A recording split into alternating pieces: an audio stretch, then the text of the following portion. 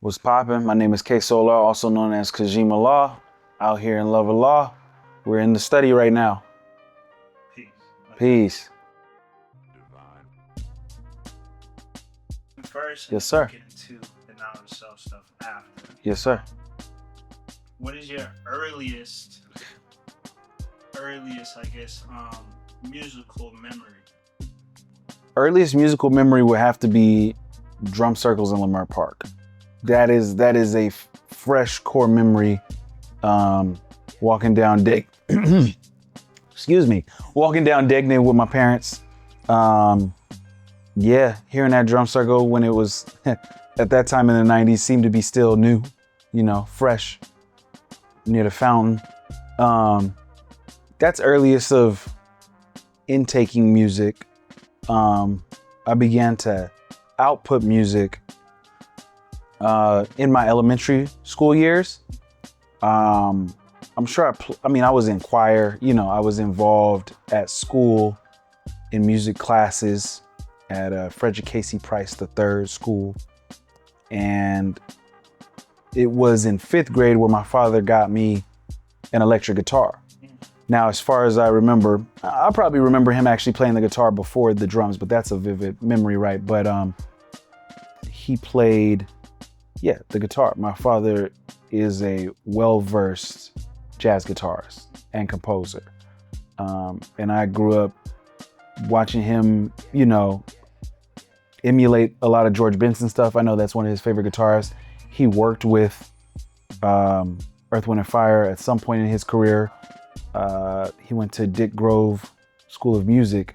So, I grew up around listening to my father play, and I thought he was a rock star because he played. I had no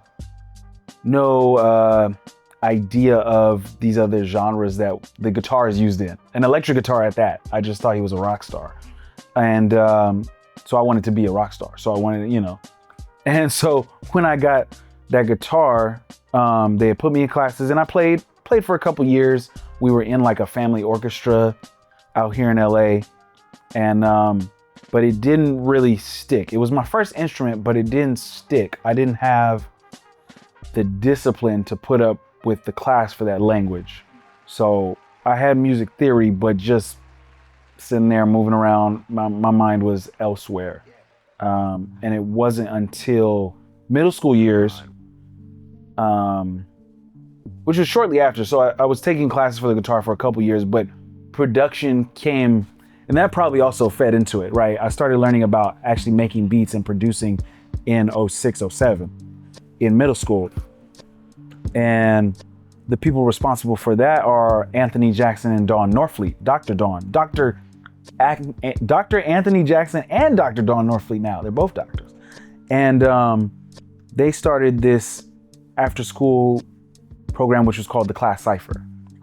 Yeah, so that's where Pure and I also had met, was at Culture and Language Academy of Success. And this is what I always will call a FUBU school. It was a Black curriculum. Black history was emphasized. It was for us, by us, to make sure that our children were not only learning what they needed to do to excel on a scholarly level, but on a cultural level as well. And so the Class Cipher was part of that. There was music classes. I was in choir there as well, but that was for those of us interested in hip hop. And from that point, Jerry Jackson, who's the son of Dr. Anthony Jackson, I only learned this within the last 5 years. Jerry Jackson was burning CDs of programs for his father to take and bring to us. So we were getting, cracked versions of FL Studio, cracked versions of Reason. We at 13, 14, 15, and we would spend time in the classroom working on it, but then we also got access to those CDs, took them home, and were left to our own devices. And so we would bring stuff back.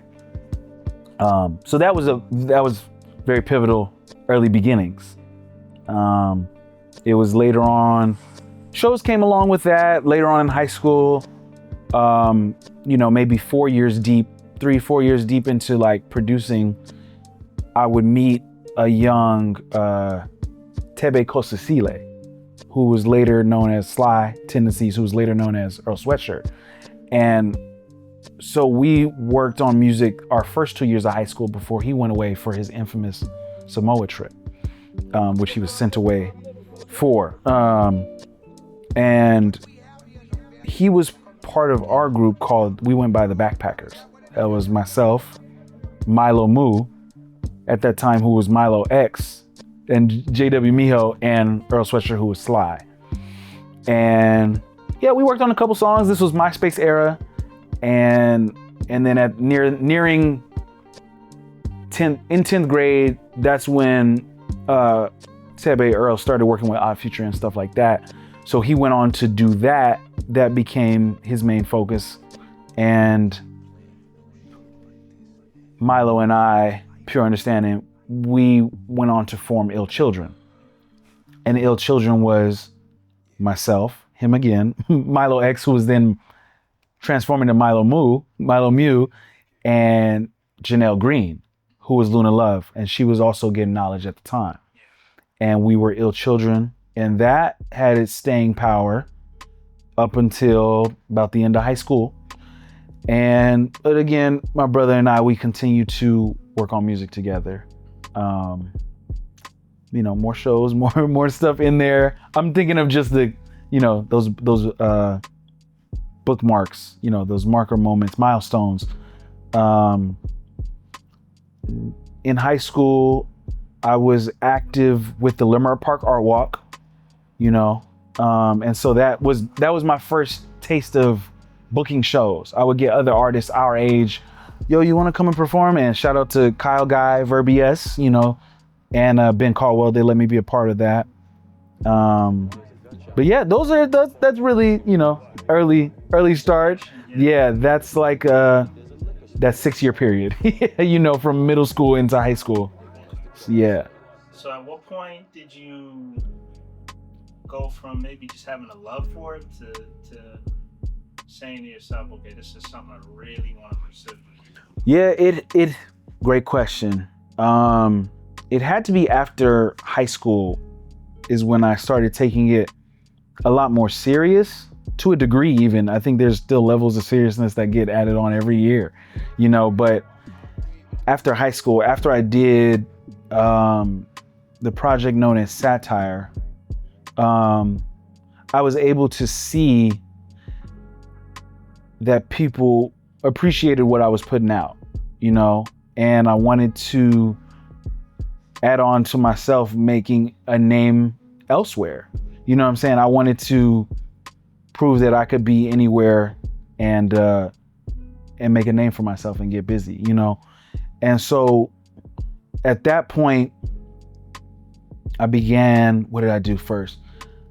The K Train. So at that point, it was piece by piece. So like I started off rapping and it was okay, right? As any other 14, maybe not any other 14-year-old, but it was okay. I had met people that rapped exceptionally well, like Earl Sweatshirt, when we're still in our teen years. So my role in what came out of me was more production, Then 12th grade came around, I made this rap album, but after high school, I was like, I need to focus on the beats. I can sell these things. So I started getting better at producing. I made this project called The K Train, and I put out The K Train, and I actually just gave those tapes out for free, behind the ball, not realizing like I could sell that. You know what I'm saying? It wasn't until later that I began selling stuff. But even with how that was received, I was learning, okay, I can make a name for myself, and I could put myself in a position to make a living off of this. So yeah, it was definitely after high school. After high school, I became a lot more interested in like sharpening my skills. Yeah. So your first love when it comes to hip hop was more on the MC side or the production side? It was the MC side. It was absolutely the MC side.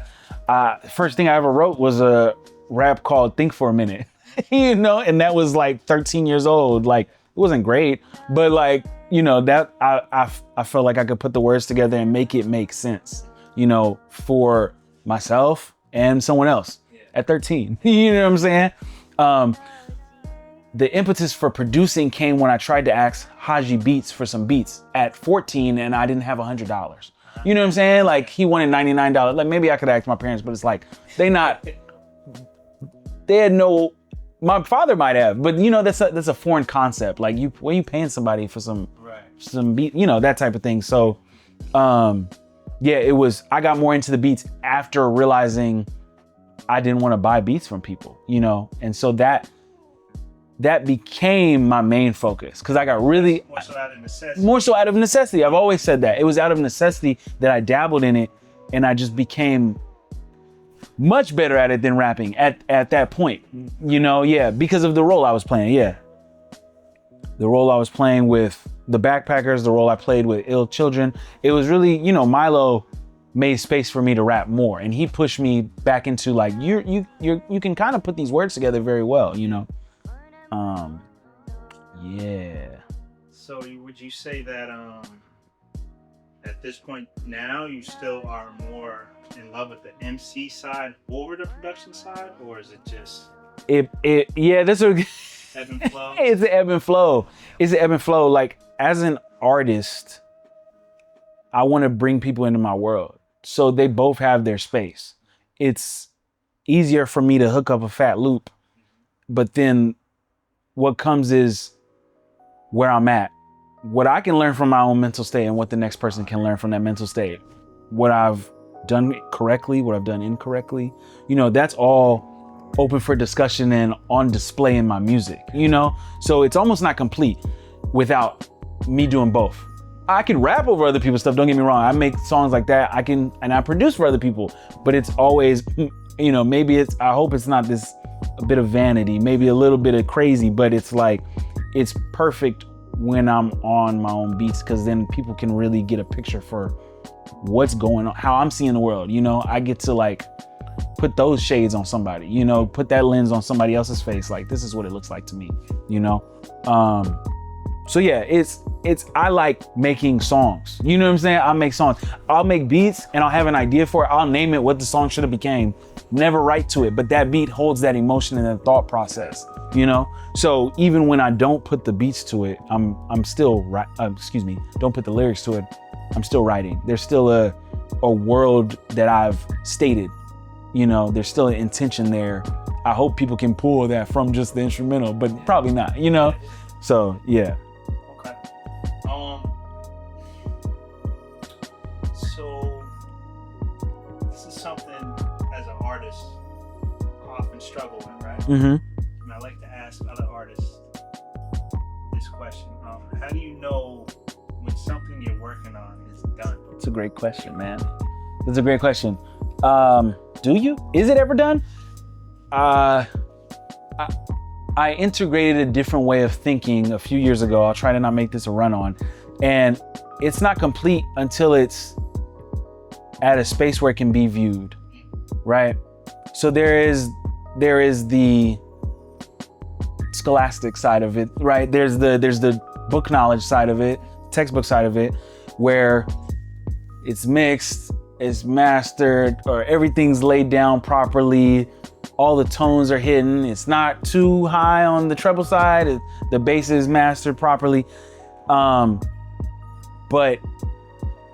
it's internal. You know what I'm saying? It's when you're ready to let it go. It's complete when you're ready to let it go. It's still not finished though, until it can be absorbed by the next being. You know what I'm saying? Until somebody else can take it in, it's not done. It took years for Zigzag Zig to come to light. You know, I was just telling you, Ammunition was a bunch of beats on the MPC. They weren't complete. They were just loops. You know, I had to bring them to term and let them be complete and then put them out. That's such a beauty is in the eye of the beholder type of question, you know, like, and that's why we ask that question, right? So we all share it. Like, I'd say, like, you spend enough time on it, shit. Because then you have, you know, God Fahim is a great example. There is a whole aesthetic of music that is not properly leveled out. You know what I'm saying? Like, oh, you sound like you was on a telephone. It's too much treble. It doesn't pass the car test. Still goes. So there is an aesthetic in the unfinished. There's an aesthetic and finished completion in the raw and gritty, right? How do I know? I don't know. No, like, you know, if I gotta, That's the beauty of it. yeah. What Pure and I started doing in high school to get over that is we put deadlines on our projects before they're done. And that's the only way when we were younger, let's say, that's how we started making sure stuff got done. This is our intended date. Because at that point, it was still very easy though. It wasn't what it is now. You know, like to keep people's attention, you gotta have the full rollout in, you know, you wanna have 90 days and whatever. But at that time, we weren't thinking like that. Finish it, mix it, master it, throw it on line links, promote it, you know, and we just had to have it up by a certain date. But yeah. I don't know. That's hard. How much of it being done is like, okay, Great. You have somebody that you trust who may have a similar mind state as you, also may be an artist. You send them something to hear. Is that a part of your process? Like, say you might have a beat and say, I think you might need this and this. Yes. Send it to someone and say, I'm thinking about adding this, or maybe should I take this out? Then you get their point of view, and then that influences whether it's done or not. That's a huge part of my process. And I'm sensitive about my shit. So I know that it's nearing completion when I'm ready to send it to someone else. Yeah. It has to be well polished before I let other people hear it, you know. Try to remove all the excess. Yeah, it's a big part though. Most of the time it's near completion and I'll let other people hear it. Sometimes though, I'll hit a good flow one night and I'll let people hear the demos. You know, it just depends on how much I trust them, obviously, but it's part of it. But usually it's like I'm at that 80% mark and I'll share it with somebody. Hey, you know, what do you think? You know, yeah. Well, I also have trusty people when I think I might be off the deep end and I'm too, you know, not miracle lyrical. I don't like that, but I'm, you know, let me know that my flow cadence are in the pocket and I'm not just jumping off the deep end, you know, at trying to convey this message, you know. I trust their artistic taste, you know what I'm saying? Like, does this even fit, you know? So yeah. Hope that answers it. No, yeah. Okay, so let's change gears a little bit. We're in a crazy time when it comes to the state of art and music. Yes. Lots happening with this new introduction of artificial intelligence, right? Yes. Before we get into some of the things that occurred as of late, yeah. What's your overall point of view on AI? Yeah. Overall point of view. Well, from a music standpoint,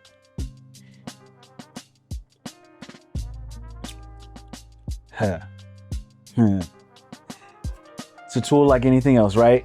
It can be misused. What I see happening, I'm not gonna hold you, is the misuse of it. But also I ask myself, like, who can determine that, right? I think there are determining factors if people are open enough to allow us to peel back the onion. You'd have to, you know, take a sample size and people would have to be upfront and forthcoming about how they arrived at their output. What you put into this to get that, right? Because you have the case where didn't Timberland get found out that he was, you know what I'm saying? Timberland got found out. When people, are you using it maliciously, or yeah, like, are you hiding your sources, and or are you just using it as a, for lack of a better term, a churning machine, right? Because it can take something and just remix the formula, like, which people have been doing, you know, like we do that with authentic intelligence, you know. So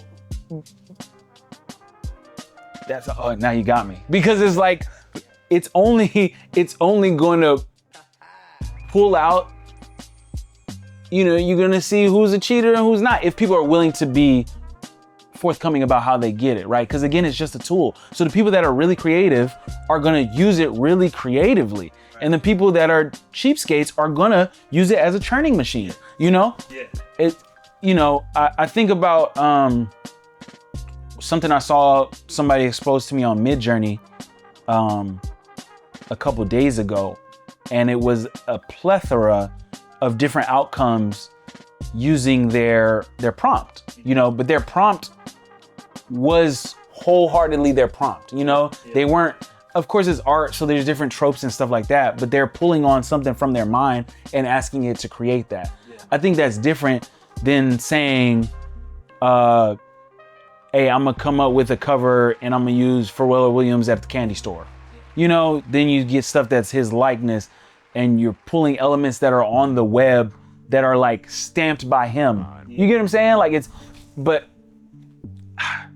I don't know, man. We'd have to really, people would just need to be forthcoming about how they get to these, pure intentions.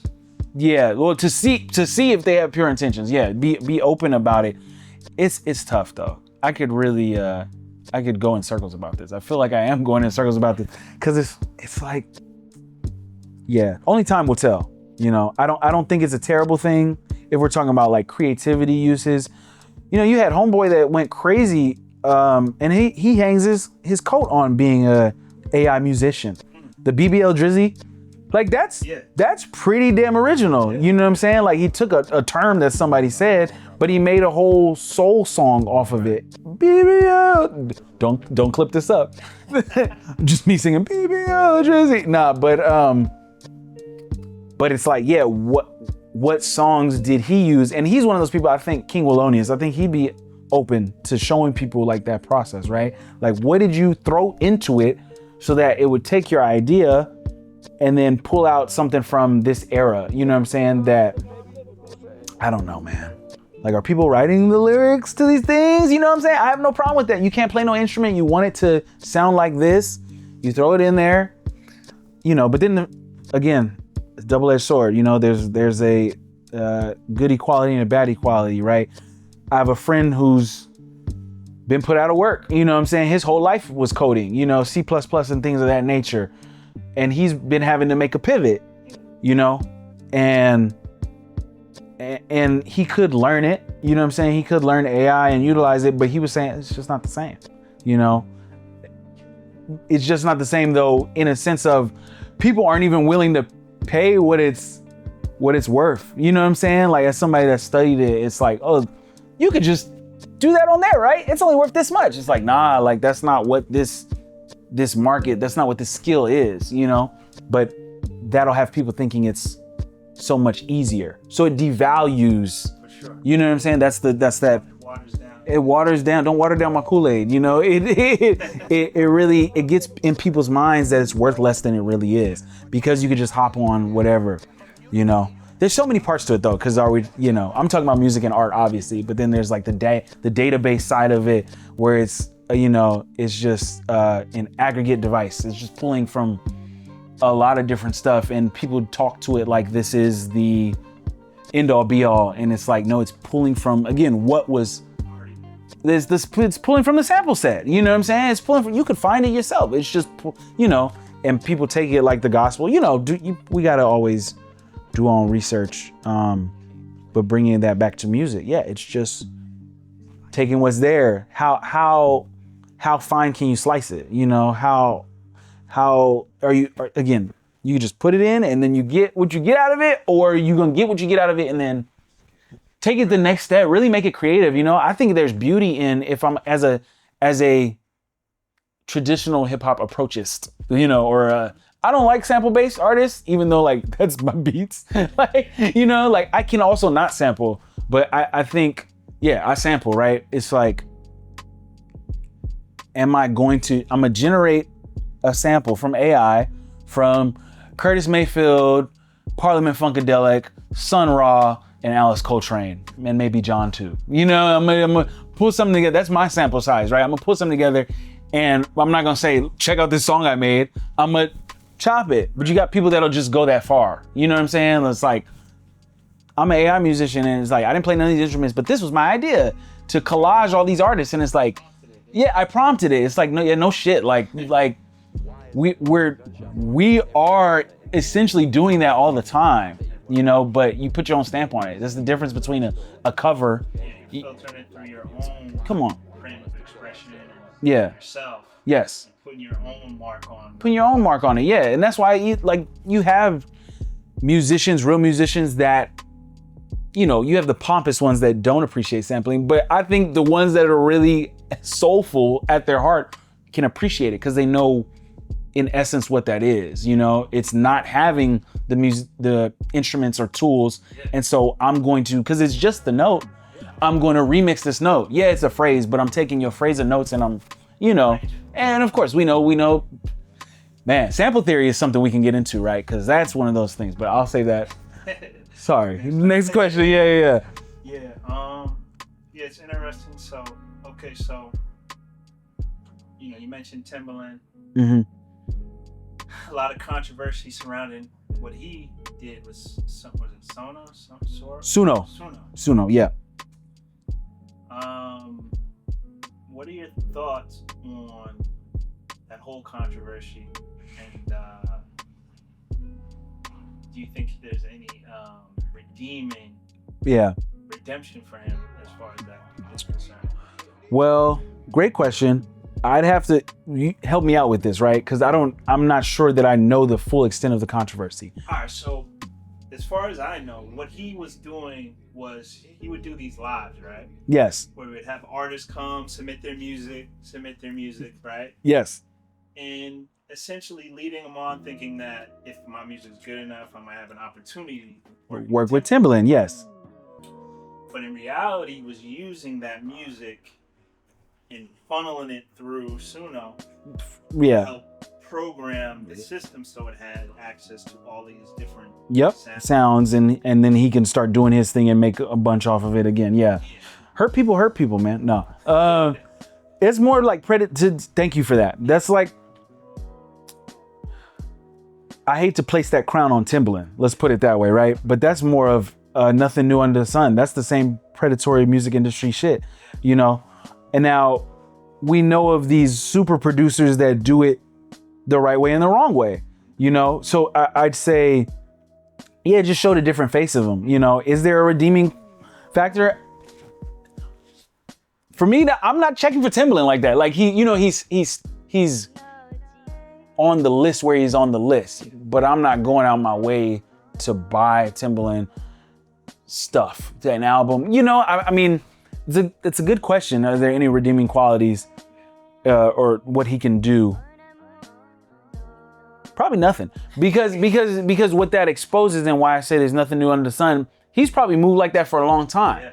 That's probably more of his production style of, I'm a super producer, but I'm gonna frame it like I'm really this guy. I made all these sounds, and now, you know, so-and-so's getting effed, you know, and they're not getting their piece of the pie for what they put in, you know?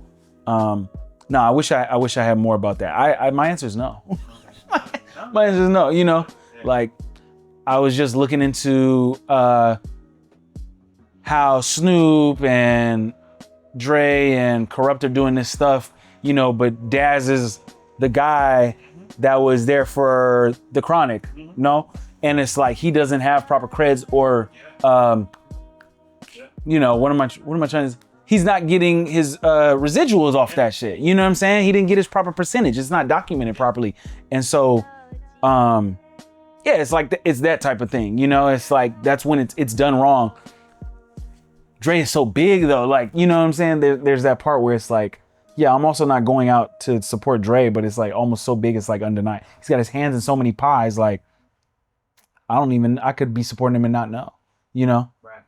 I don't know. That's how I be thinking of stuff. It's like, you know, it's a deep thing. Yeah, like I'm not going to Versus no more, Timberland. You know what I'm saying? Like, I'd have to make sure I don't go to check out or support Versus anymore, because it's like, okay, I know Timberland started that. Right. He's moving wonky, you know. Okay. So where do you think music? Okay, so there's nothing new under the sun, right? Mm-hmm.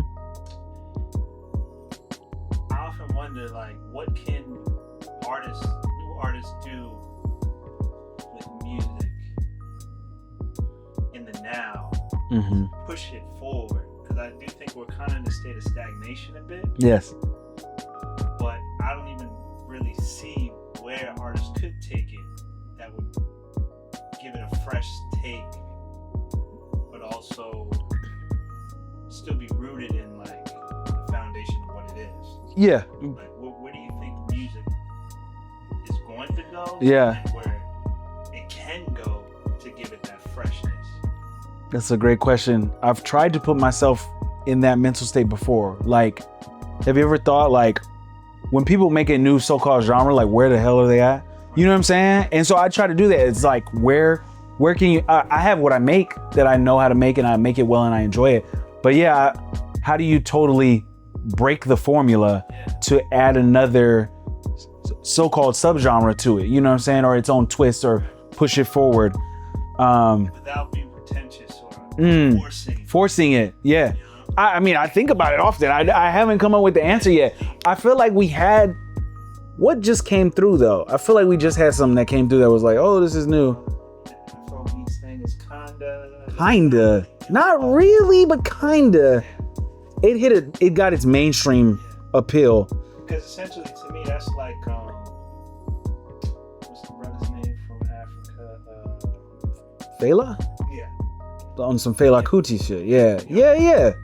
That stems from him for sure. It's funky, groovy. Yeah. It's got some jazz elements, you know. That's interesting though. How? I try to put myself in that mental state. Honestly, I don't know what people can do to make it fresh though.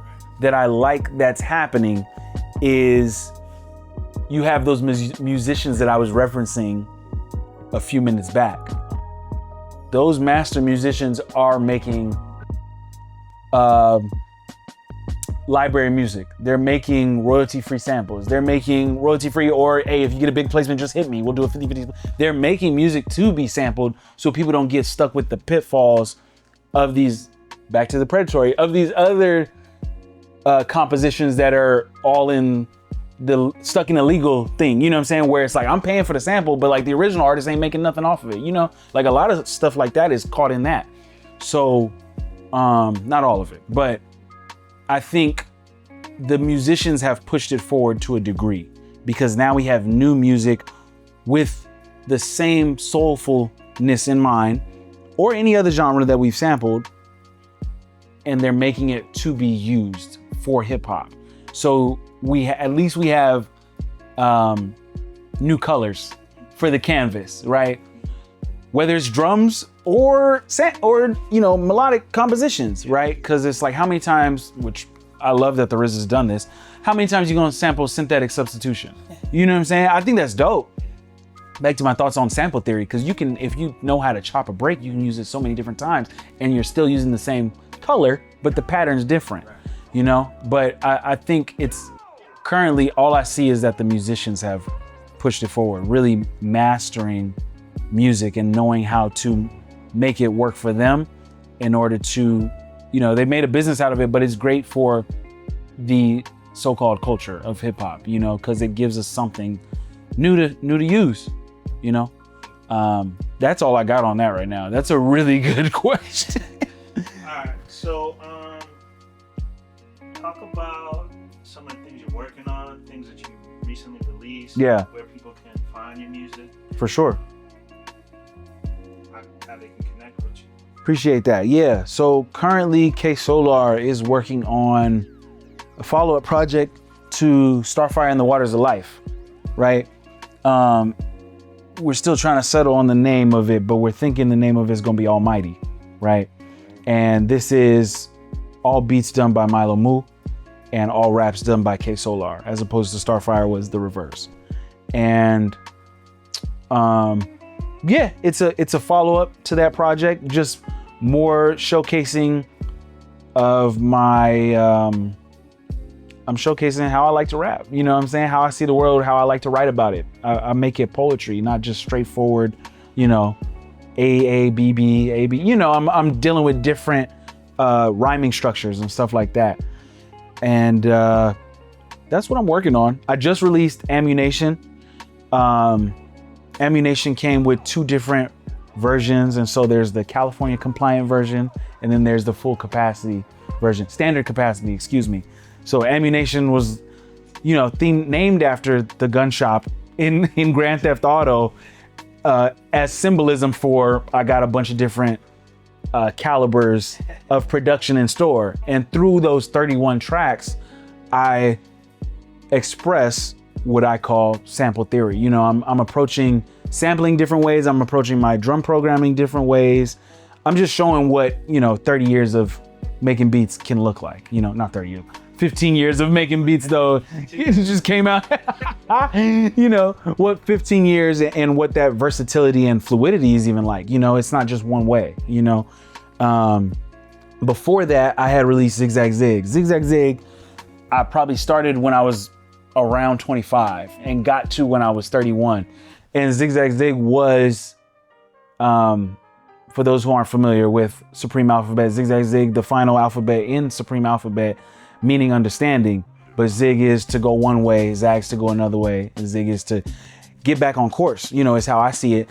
And I use that as my, you know, my umbrella for life, right? And also like fully coming into adulthood, and even the quality of it being at the end of Supreme Alphabet, looking at it as the end is also the beginning of something, right? Things are going to fall off, things are going to change, but you always want to reinvent yourself, and you can get off track, but also getting back on track.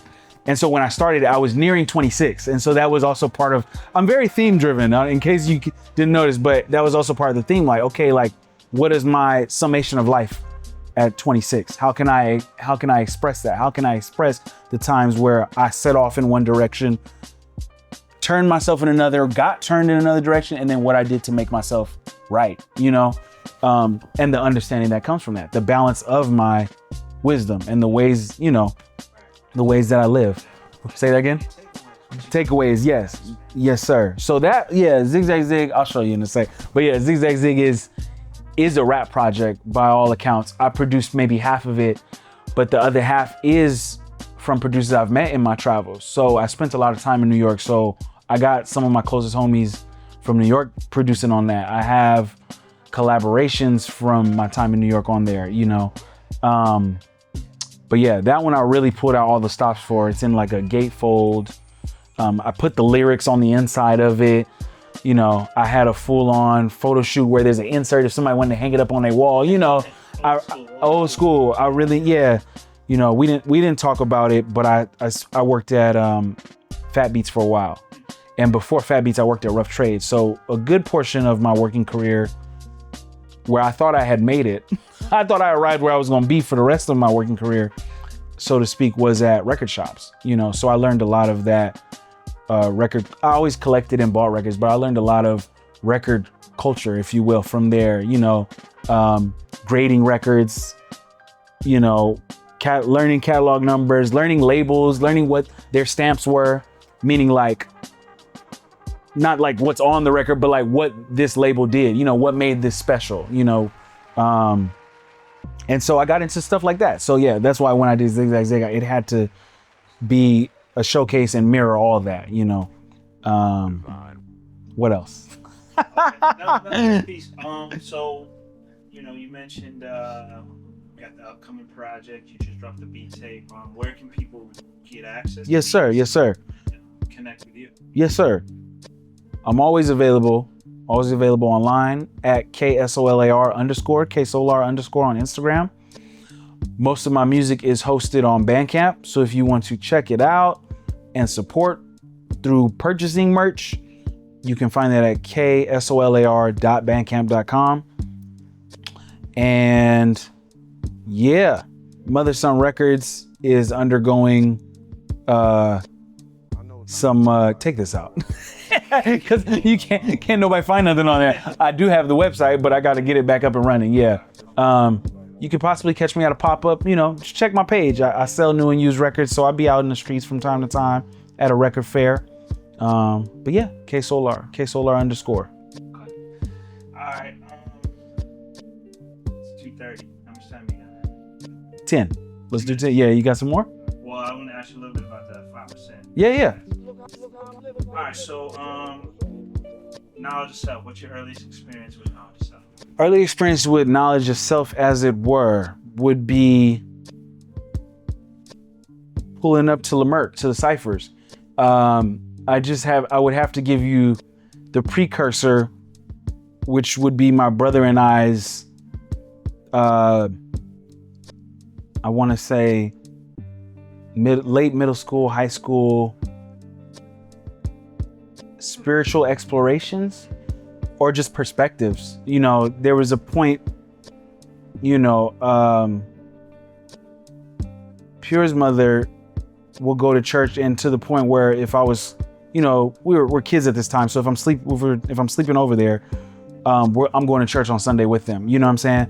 And I also came up, my elementary was Frederick K.C. Price, the third school, which was also the home of the Crenshaw Christian Center. So I was raised around that, but I never viewed, there were parts of it that just didn't connect, right? I viewed it more so as what a lot of people say about other stuff now is a system of morality, right? I viewed it as that. We did awards in our yearbook. People be, most likely to this, most likely to this. I had gotten most Christ-like. I thought that was dope.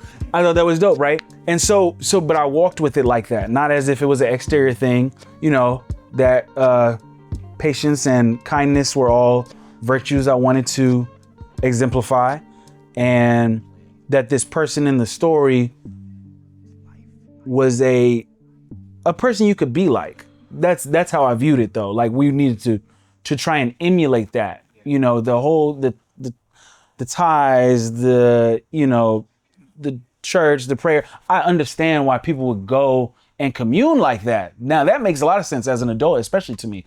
But the different, there's just a lot of superfluous parts of it. Superfluous. I'm not even saying that word right. But there was just a lot of extras on it, And to me, it was just about where a person can get right within themselves, right? So fast forward in learning about other religions and learning about stuff like the NOI, knowing my father was in the FOI, but not currently active when I'm going through this stuff. And even knowing my family was from Jamaica, you know what I'm saying? My great grandfather, he was first generation in the Americas, but his father had come from Jamaica when it was still under British rule. So just learning that their shit was Rastafari, you know what I'm saying? Like, my mom had a Rastafari book. So I'm reading all of these things, all of these ways of being and spiritual practices, but nothing grabbed me as far as practice. They had their practical applications, but it wasn't something that I felt like I could practice. So I'm gonna spare you some of the funny stories of how we used to walk around like the South Bay Galleria and shit like that.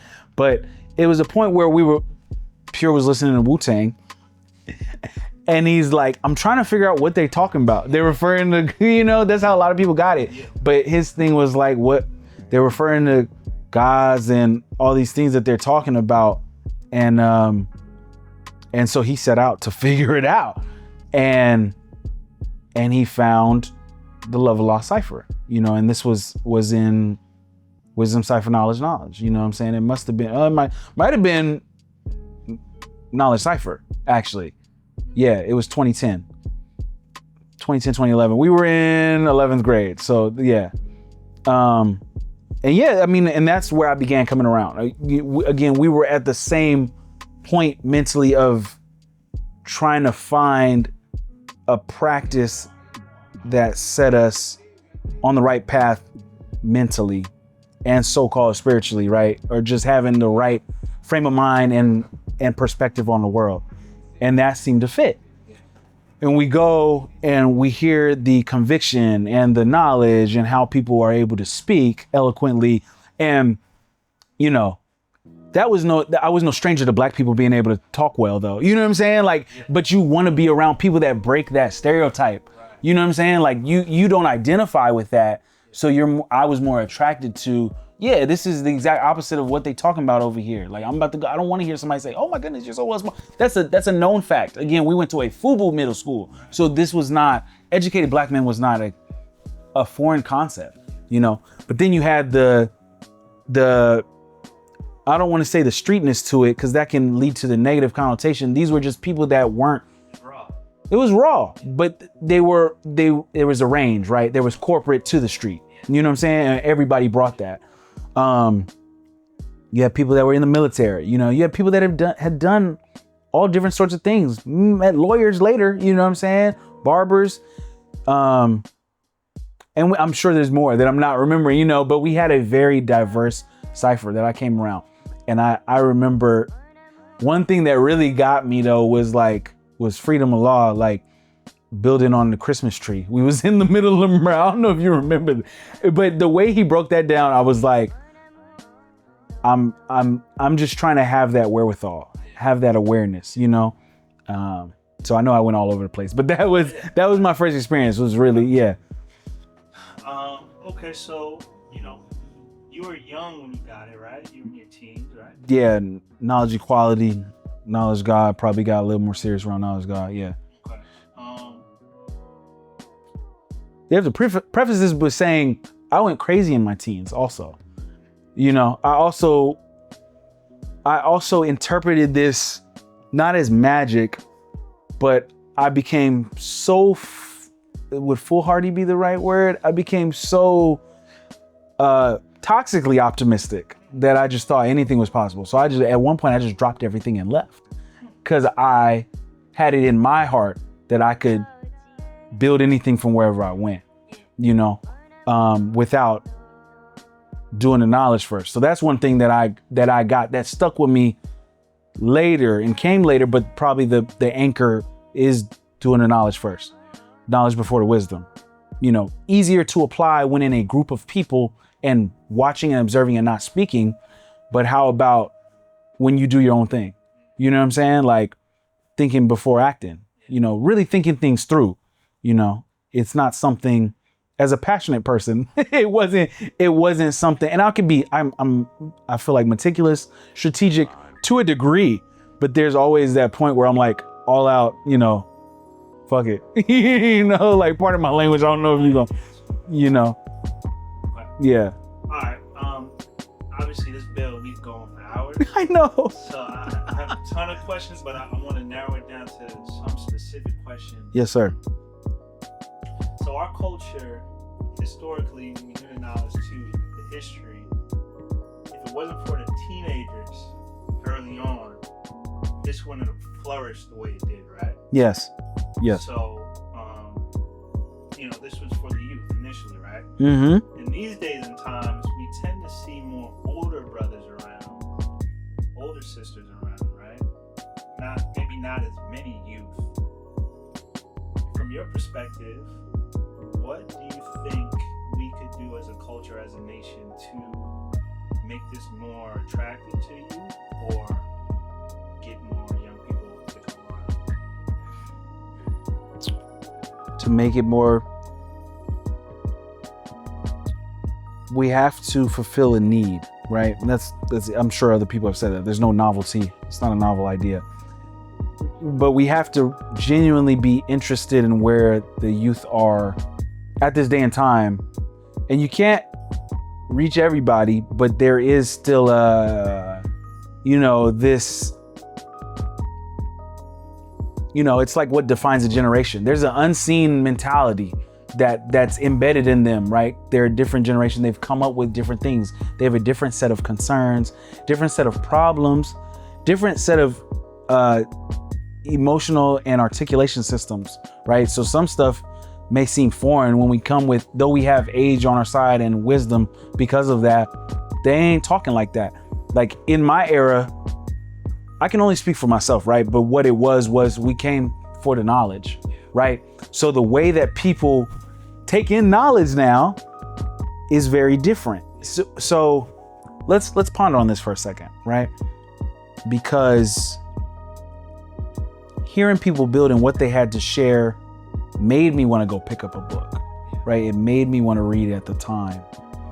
Now, microwave generation, everything's in the palm of your hand, but we just said it's an aggregated device and system, so it's just pulling from a bunch of stuff. It doesn't necessarily make what you get the truth, or the right answer.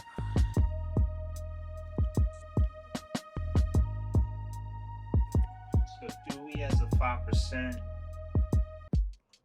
so this is what I like to say, right? In Allah's time, the youth were in the streets. Okay. So right. That's where Allah went to teach them. Right. Of course, there's people still in the streets these days, but more so than the streets, people are in their phones. Yes. So I think we have to somehow be a force, not necessarily fully online, but we have to have some type of system where we're reaching people. Yes. Through where they're at, which is their phone. Would you view what you're doing as the arm of that? Right. It's doing interviews and putting it up in full display on the internet. The thing is, well, yeah, there's no thing. That's correct.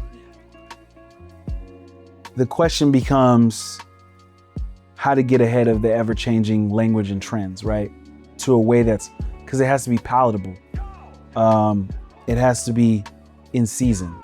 And I think you're doing that, you know what I'm saying? But I'm still on the, let's ponder that for a second, right? Yeah. It's like, how do you make it palatable, right?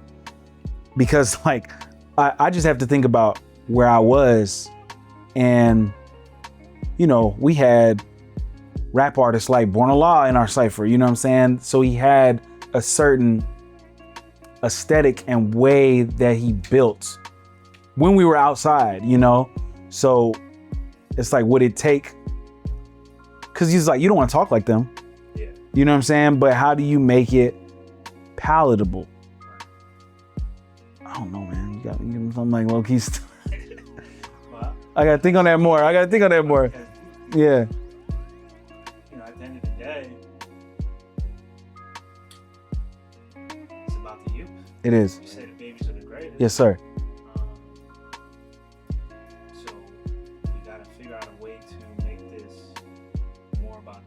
Yeah. Bring the next generation of young people into the fold, you know, so that it can continue. It's got to. A lot of elders are returned to the essence. Yes. Every day, and you know, things are changing fast. So yeah. You know, it's something I think about. Last question. Yes. Another thing before you. It's in the framing though. It's in the framing of what we're providing, right? Because a lot of people view this era as a post-truth era, meaning like, not that this is correct, but meaning that people see it as, well, that's everybody got their own truth, right? So there's no objective, right? It's like, that's your truth, that's their truth. So it's harder to grasp them because in one way, everyone's so open that they're just like, whatever the fuck. You know what I'm saying? Like, people are accepting, right, but how do you pull them to say this is the way versus that's the way? Yeah. You know? I don't know. So I think about that from time to time. Yeah, and it's the overstimulation too of information. Well, yeah. Yeah, that's it. Disinformation, misinformation. Yeah. It's all just flooding them. Yeah, we wanted this. You know, not the good equality, the bad equality. We wanted this. This is what came along. We got it. Oh shit, the internet. Oh shit, the World Wide Web. We're all connected. Right. And then you have the flip side of it, which is like that also breeds the misinformation age. You get the information age, and you get, so that's what we're in the thick of right now. Because there's no filter, freedom of speech there's no filter. You know what I'm saying? You have to have that faculty in your mind to filter it, you know? And that's all we want to give to people though, right? Is that the faculty to filter through that which is correct and that which is incorrect, you know? To not believe in what the 10% is putting out, you know? But that just came to me, pardon so, yeah. Okay, so last question, as a younger brother, right? Yeah. What can you tell the elders about maybe how they, I don't want to say handle things, but what advice can you give the elders on how to handle younger brothers? Yeah. As well as, what do you think the elders can do better to maybe be open to embracing what the youth see in their understanding of life and actually? Yes, very good. Brothers just gotta listen. Brothers gotta take it back to doing the knowledge and not being so quick to formulate an opinion, because that's what happens to us as we grow. That's what's happening to me now, and I'm attempting to not let that crystallize. And I will say also, I was fortunate that that's not my full experience. I have a lot of older brothers that were able to meet me where I was at, as someone who was already different in my own age and peer group. You know what I'm saying? So, but those brothers listened. They took the time with me. They didn't write me off. You know, they knew, again, what needed to be put in place so that not only I understood this culture as a brotherhood, but that I understood myself and saw myself as God, right? And how to maneuver through the world like that. Brothers gotta listen. We're not gonna know how to meet the next generation where they're at unless we're paying attention, doing the knowledge. Like you said, it is all on the internet, you know, what's going on the internet and how can we, you know, make sure that we're at the forefront of that, you know? But yeah, brothers gotta listen. That's it. Older brothers gotta listen. And shout out to all the older brothers that I had that did listen, you know, because I had a few that really, you know, poured into me. They did the knowledge. Yeah, they saw where I was at. They saw what my interests were. They'd test me. You know, don't get me wrong. That you're not gonna grow unless you get that pressure. You know, but they knew exactly where and when. You know what was needed. What was, again, the unnecessary parts. Where to recommend it and not be so rigid. See, that's the thing. Like, we get so into being the one, we forget the two, which is fluidity, you know, and not on no funny shit. It's just being able to not be so rigid. You know, this is not going to work for everybody. So I have to change my approach. Swift and changeables in our, you know what I'm saying? In our curriculum. So some people got it, some people don't though, you know, but that's what a lot of older brothers need to understand that, see, I don't even know if I finished that thought. As we get older, because we do have that wisdom, we do take certain things on face value, and it's either I'm God, so I don't want to deal with that. I don't want to have a hard time with that. You know what I'm saying? I'm not gonna have a hard time with that, which is true, you know. But that's more as I've gotten older. That's a person to person thing. You should always have something for the youth. You should always take your time with the youth. The youth are not set in their ways yet. They are not yet savage, right? So you take your time with them, and we'll be able to then bridge that gap. Okay. Yeah. That's peace. Yeah. This is part one. This is part one. Yeah, we're just scratching the surface, but I do appreciate the build and taking the time. And until next time. Till next time. Peace.